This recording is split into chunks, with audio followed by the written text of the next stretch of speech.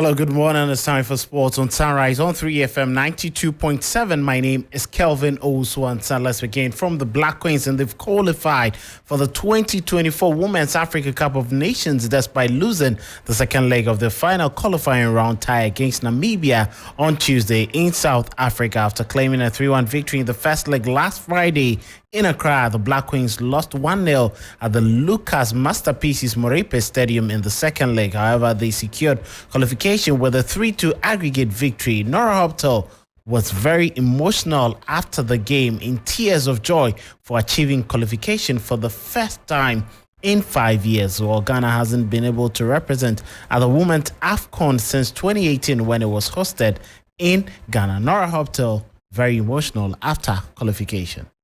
But performance today is closed because we qualified.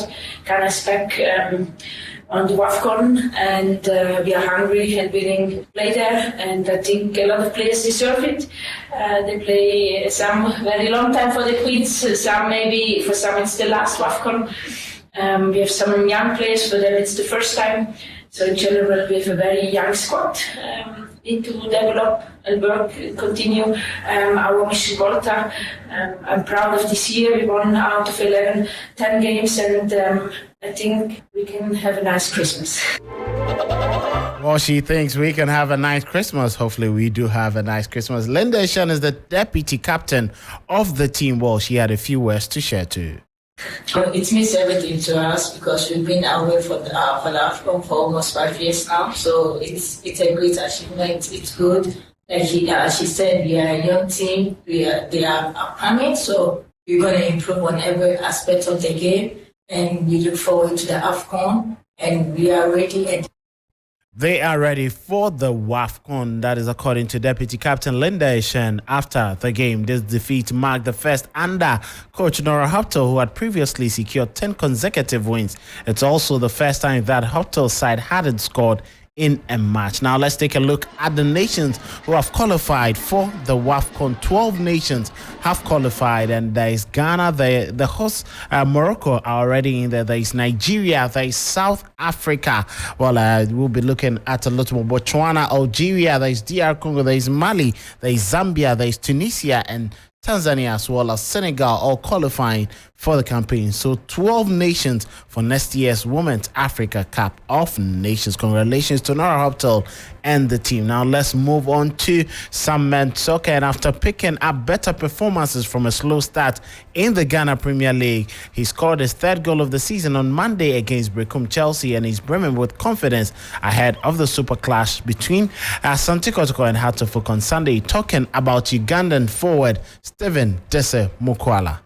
I feel so delighted. When Kotoko wins, then Kumasi is red. Yeah, so I feel so delighted to have scored and my team win. Yeah, basically like a striker, if you start scoring, because our ambitions as a strikers so is to create and score. So if I create and score, then it's a plus for me and for my team as well. Yeah, basically this season I hope to score more than I scored last season. That's my target. Yeah, we're expecting a good game because we have picked our momentum now. Yeah, with the form we have now, I think we shall win the match. Say something to the fans. They want to hear from you. Yeah, thanks for the supporting. Thanks for the love.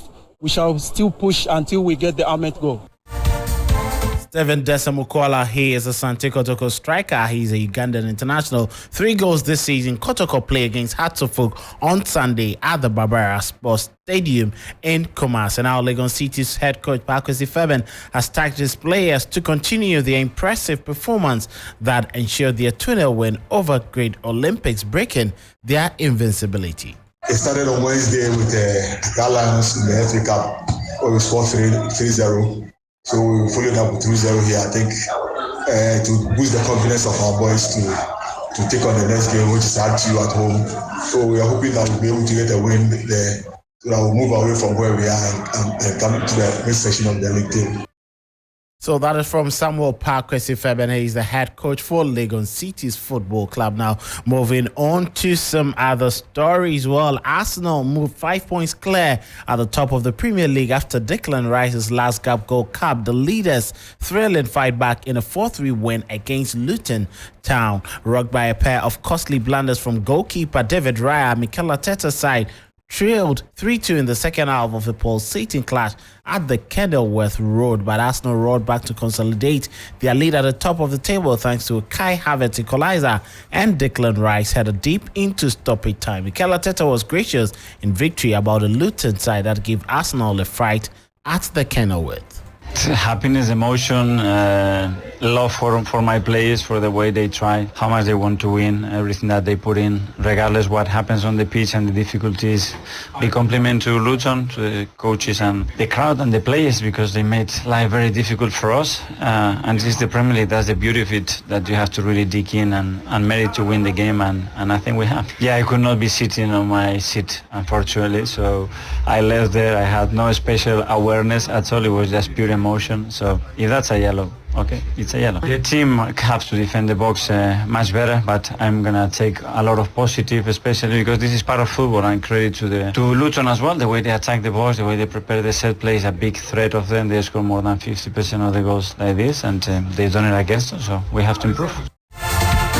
Arsenal have to continuously improve according to their head coach Mikel Arteta. Now in Tuesday's other game, Wani Chan sealed a 1-0 victory for Wolverhampton Wanderers against Burnley at the Molineux.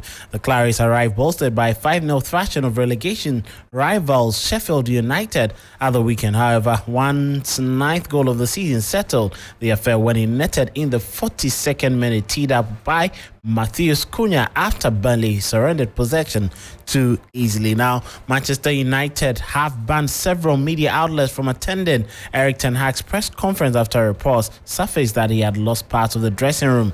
The statement from United read, "Not for publishing stories we don't like, but for doing so without contacting us first," in their reportage. So that is from Manchester United. But the head coach Erik ten Hag claims there was not a good culture among staff and players before he joined Real Madrid. Before he joined Manchester United. United play against Chelsea this evening.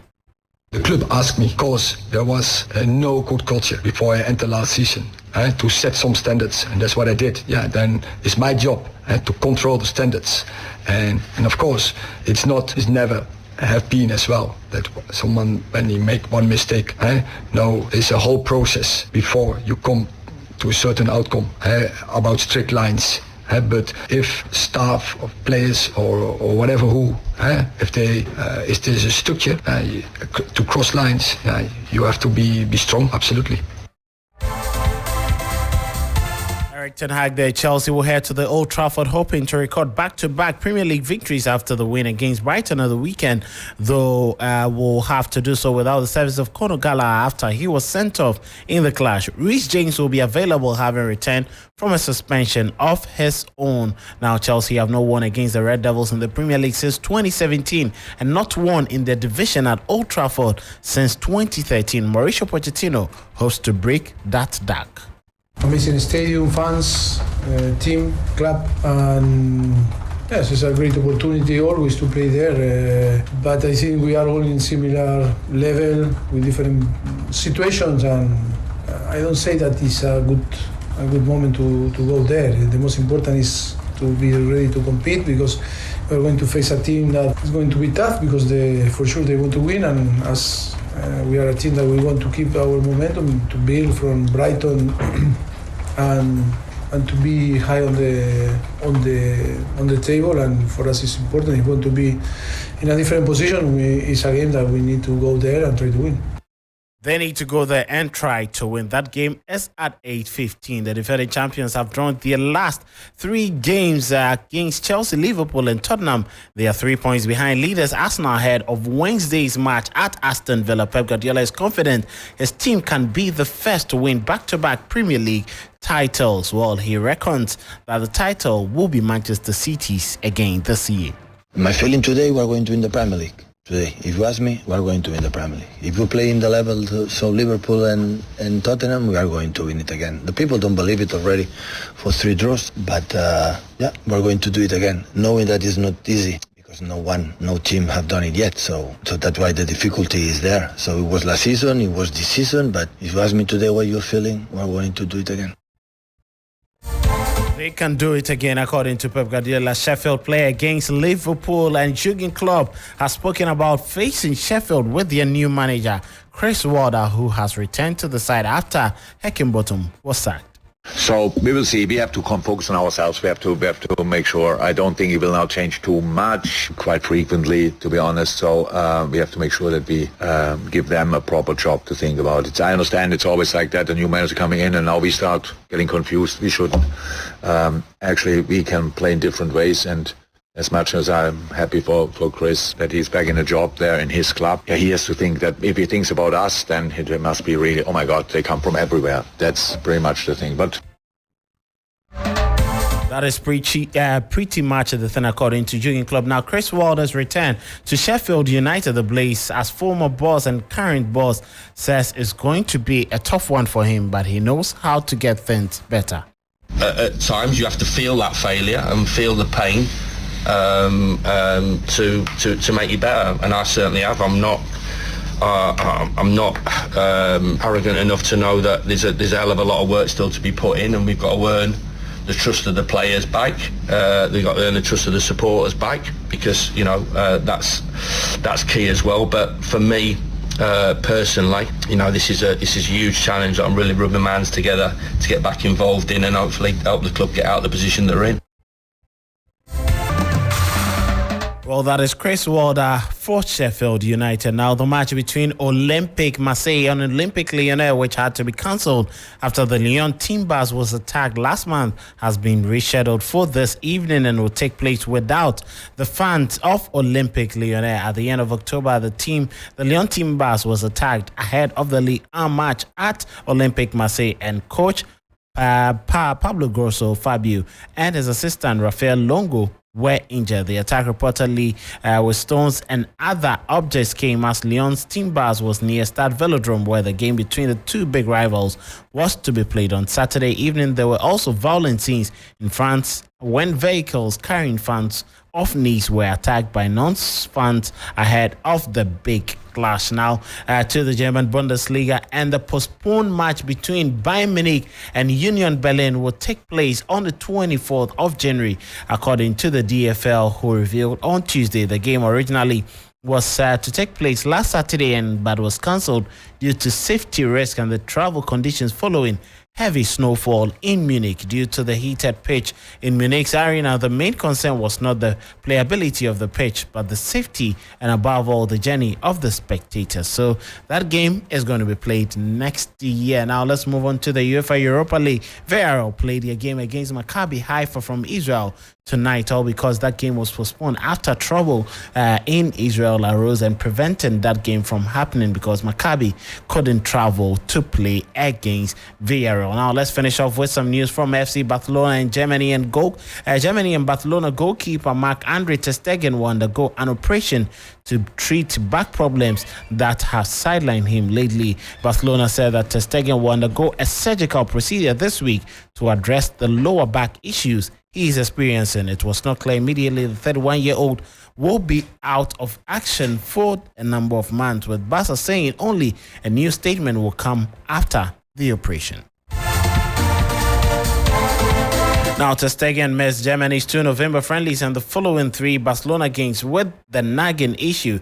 He said on X, formerly Twitter, that the decision to undertake the knife came after intensive conversations with the medical team of the club and various sporting experts. That'll be all for sports this morning here on Sunrise on 3FM 92.7. I am Kelvin Owusu-Ansah. Sunrise continues with the team, but as always, DJ Abia will save you with some fine tunes before. Have a very good Wednesday.